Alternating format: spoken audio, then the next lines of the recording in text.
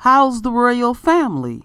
I pray that everyone is doing well. Well, my royal family, it's time to drag Trump. You know, Trump has been out there on that world stage making himself look like a complete fool. Oh, he got fears. You know, Trump don't know what the hell he doing, but he's demonstrating on the world stage how he leads America in relation to the coronavirus. So my royal family, now yesterday, that video I put up was real juicy. It gets juicier. Now I know y'all saying, how could it get more juicier? True Royal always deliver. Y'all know this about me. So what you really need to do, as I'm using these stall tactics, is to go get your shit. I'm giving you time to go get your shit. Now, I got my shit. I'm always ready and prepared. I strongly suggest, my royal family, because I'm seeing the way this going, just be ready for True Royal to continue to drop the juiciness. Now, before I read this article and present these videos, let me do what I need to do. So, ooh, Lord, look at ice in it and everything. Let me taste this. Ooh, it's real good. Oh, Lord, I could drink the whole thing right now, but I'm gonna let it marinate just a little bit. One more sip.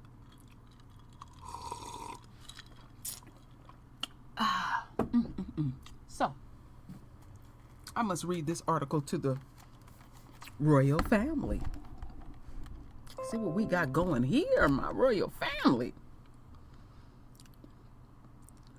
So, people are completely fed up with Donald Trump's response to the coronavirus outbreak in the U.S., and they're letting out their frustrations on social media. I will be showing that after this article.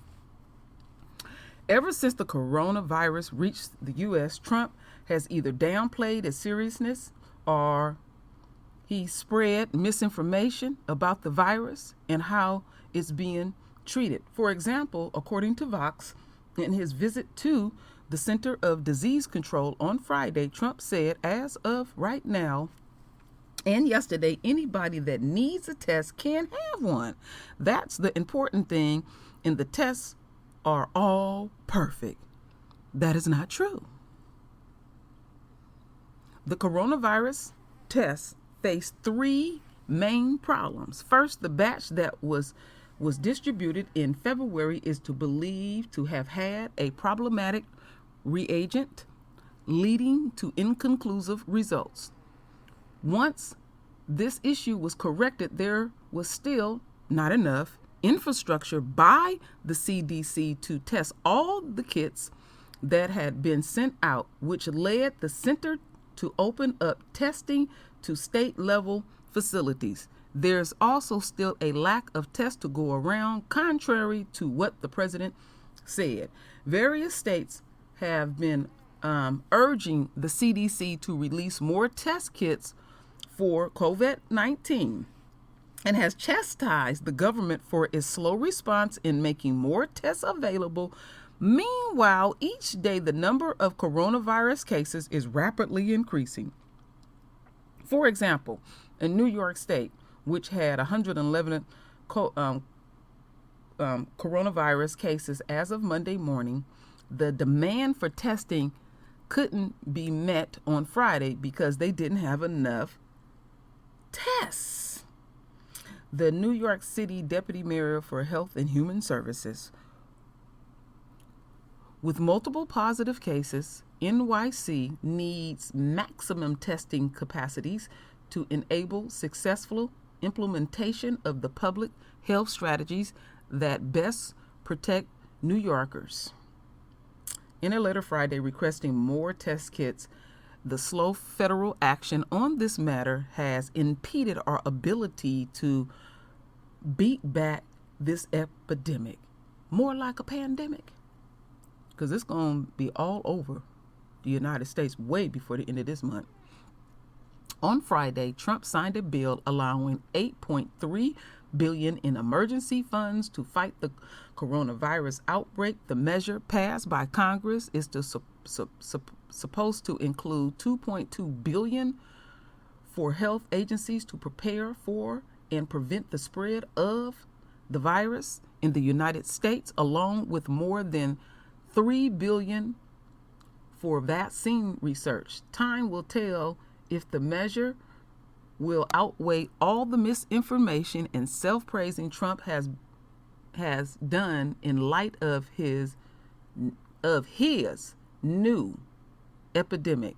Now let's keep this on our frontal lobe. Donald Trump will forever be attached to coronavirus. Yes. That's in history that's his. So as we continue on Monday, Trump didn't make matters better by doing something that many health experts advise against. He compared the coronavirus to the flu. So this is what this nut is saying. So last year, 37,000 Americans died from the common flu, he tweeted. It's averaged between 27,000 and 70,000 per year. Nothing is shut down. Life and the economy go on at this moment. There are 546 confirmed cases of coronavirus with 22 deaths.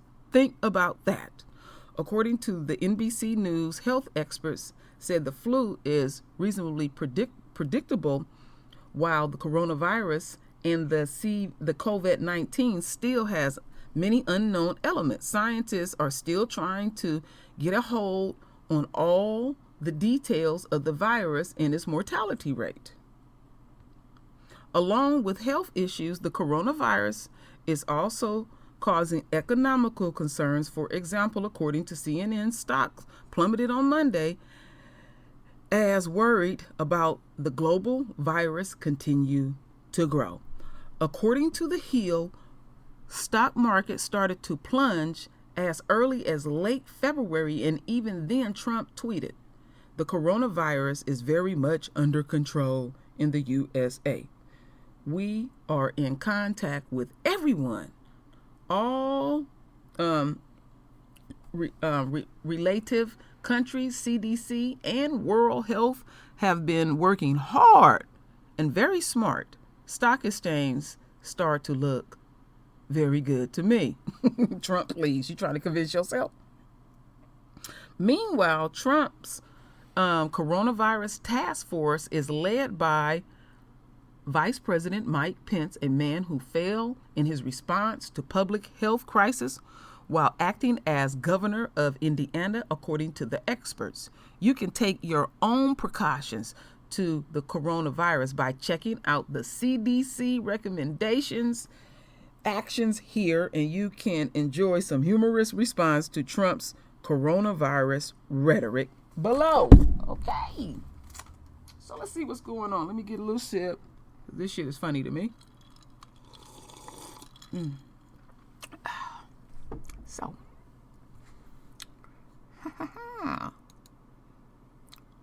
Fisher and Price, that's that kit. I guess Trump and Pence gonna pass out. Boy, I know they over there on Twitter dragging his ass. Trump is blaming it on the Democratic Party. He's even blamed this on Obama too.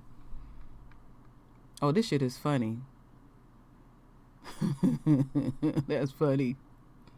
Anyone on board know how to run a country, Lord.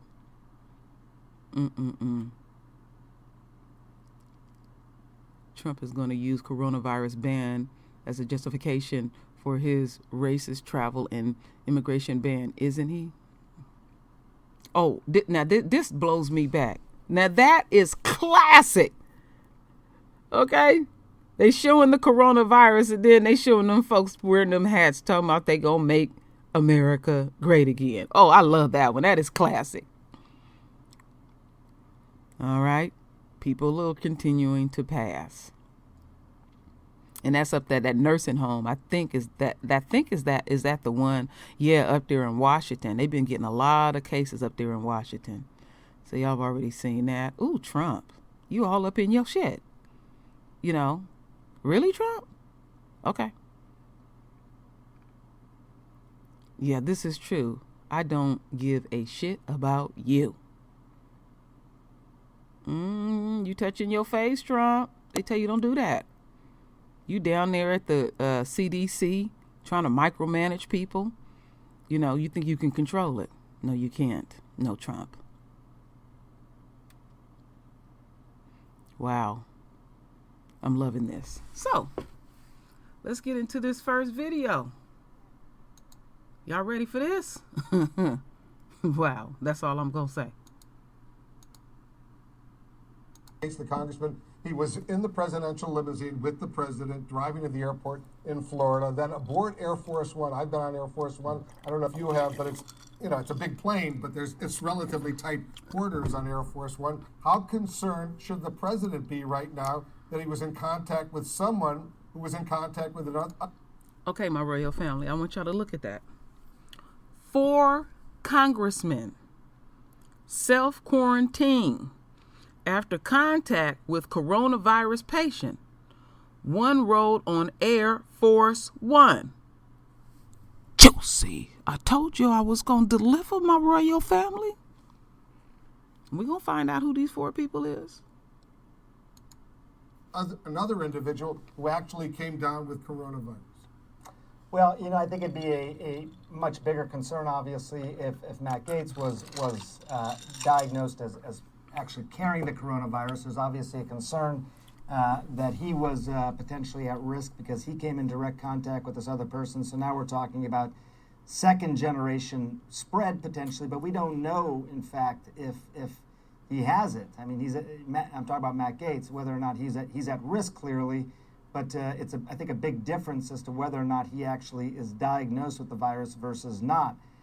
This is new territory to some extent, Wolf. This is a novel coronavirus. We're getting a lot of knowledge about how it transmits. We know it can be transmissible to some extent, even by somebody who is not showing symptoms.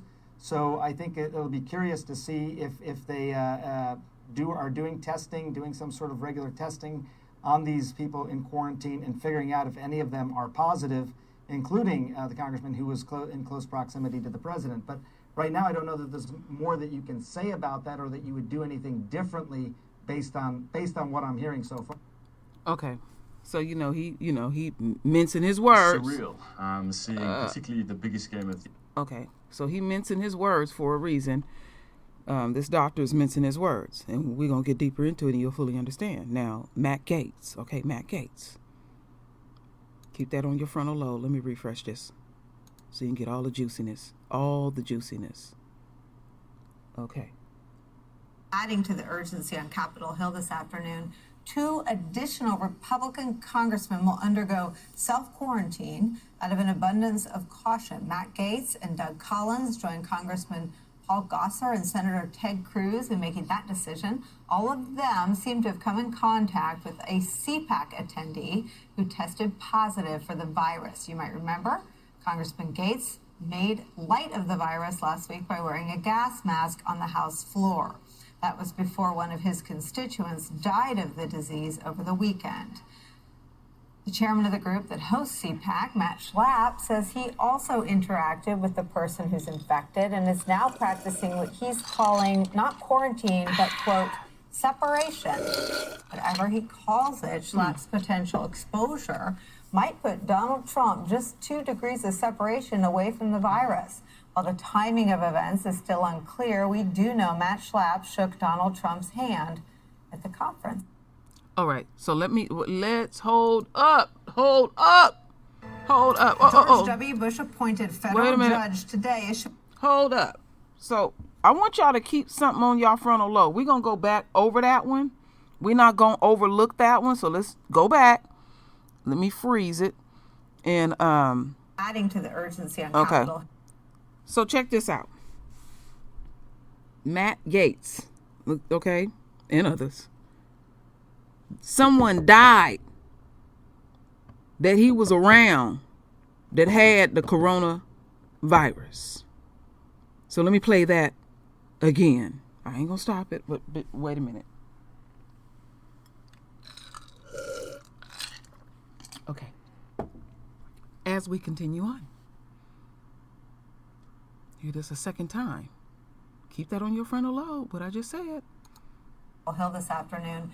2 additional Republican congressmen will undergo self-quarantine out of an abundance of caution. Matt Gaetz and Doug Collins joined Congressman Paul Gosar and Senator Ted Cruz in making that decision. All of them seem to have come in contact with a CPAC attendee who tested positive for the virus. You might remember Congressman Gaetz made light of the virus last week by wearing a gas mask on the House floor. That was before one of his constituents died of the disease over the weekend. The chairman of the group that hosts CPAC, Matt Schlapp, says he also interacted with the person who's infected and is now practicing what he's calling not quarantine, but, quote, separation. Whatever he calls it, Schlapp's potential exposure might put Donald Trump just 2 degrees of separation away from the virus. While the timing of events is still unclear, we do know Matt Schlapp shook Donald Trump's hand at the conference. All right, now y'all got that, right? Trump shook hands. George W. Bush Let me shut this down. Trump shook hands. Trump shook hands with people who now have to self-quarantine. All right? This fool. Now, the Trump need to quarantine himself. I mean, this shit ain't nothing to play with. So it didn't hit D.C. It's all up in the White House. All of them people affected. People around the world come to the White House every day. Trump is shaking hands with people. He ain't the only one. And then Matt Gaetz, he think it's funny by putting on a little mask and making light of the shit, and then you come down, you come in contact with someone. Wait a minute, let me pull this shit up. Let me pull this up. Oh, there it is. Matt Gaetz. Okay, let me see what's on this image. Where is that? Okay, let me go back. Okay, Matt Gaetz. We'll put coronavirus. Okay, and let's see, we'll get it now. Okay? His ass was trying to be funny when he was doing this. You see that?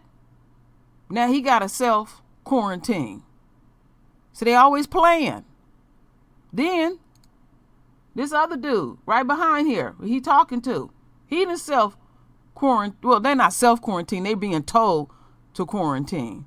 And then I've seen various pictures of Trump shaking these people's hands. You talking about a reality check for your ass. Juicy. So as we continue on, my royal family, listen to this next video.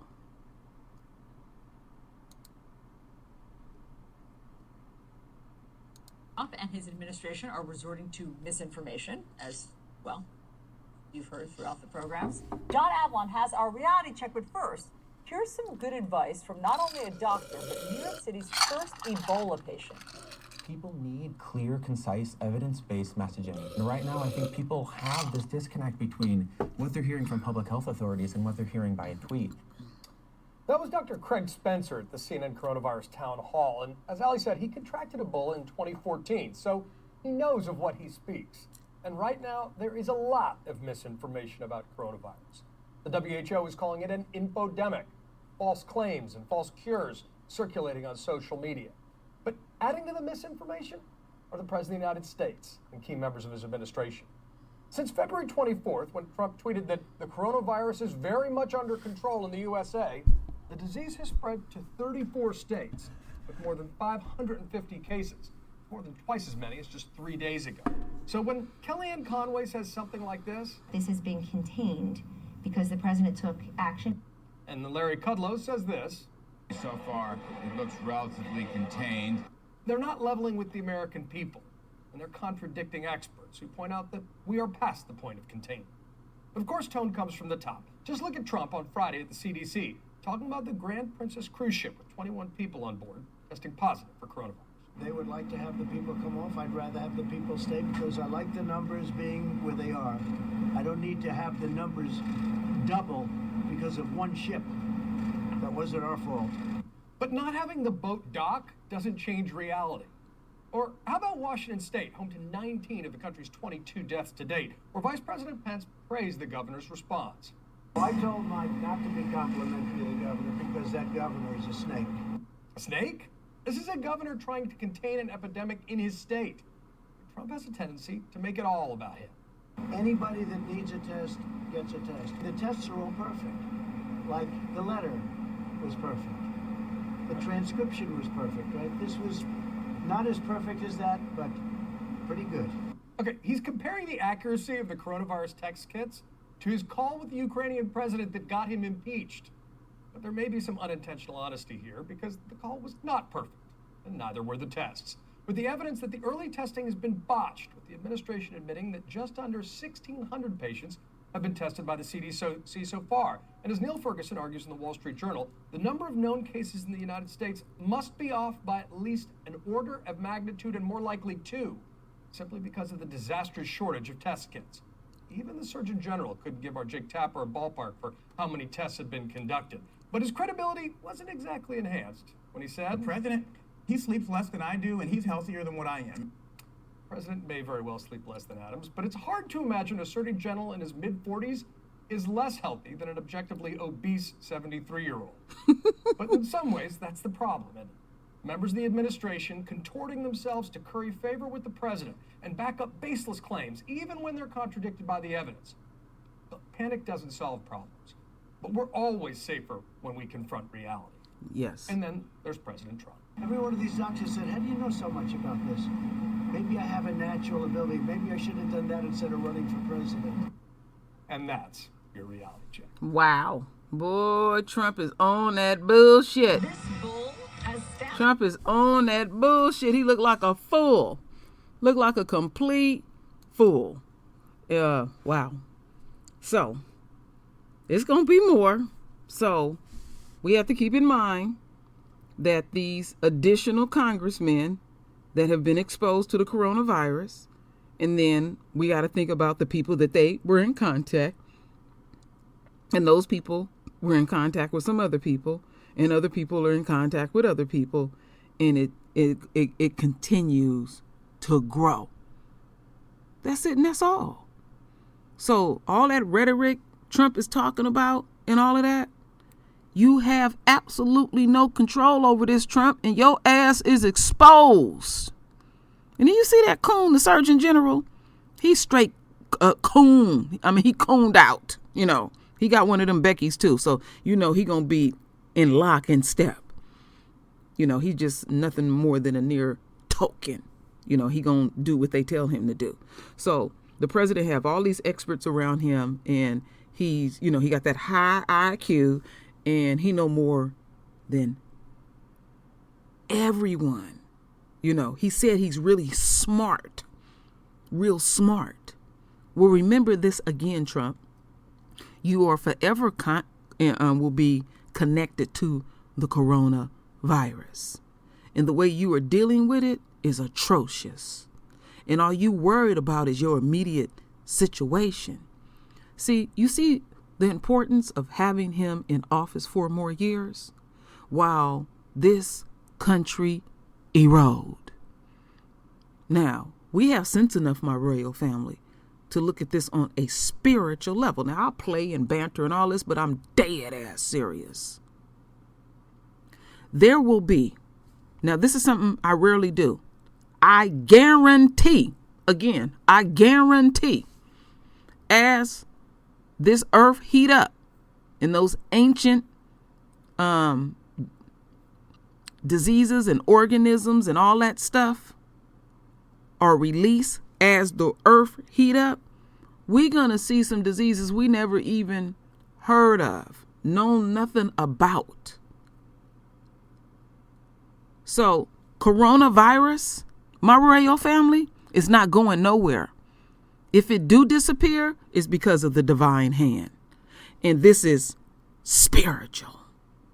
Look how deep this go. You know, I was trying to figure out why in Italy, why they, you know, Italy right now is just shut down. And I was trying to figure it out, but I just let it go because there's so much going on. And so my husband said something to me real deep and stopped me in my track. He said, think about this, babe. He said, the reason why they shut down over in Italy, they got a lot of our artifacts. They done went over to Akibalan, all up in Egypt, and took all kind of African artifacts and made their museums, and they make money off of it. And our folks over there been requesting and demanding it, and they don't want to give it back. See, our Father will balance this stuff out. Our Father knows our heart. Now, I know a lot of us been feeling like we have not been heard. But one thing that I can truly say, when you follow the word and pay attention to these prophecies, accurate, literally accurate.